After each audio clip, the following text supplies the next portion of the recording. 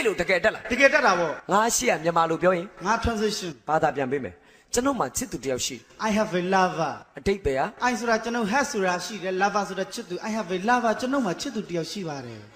မိုက်တယ်သူကလည်းသူကြတော့မစိုးဘူးကသူမရဲ့နာမည်ညုံမြင့်လို့ခေါ်ပါတယ် Her name is brown high တော့ဘာကြီးတော့ဟာ brown ဆိုတာအညို high ဆိုတာအမြင့် brown high ညိုမြင့်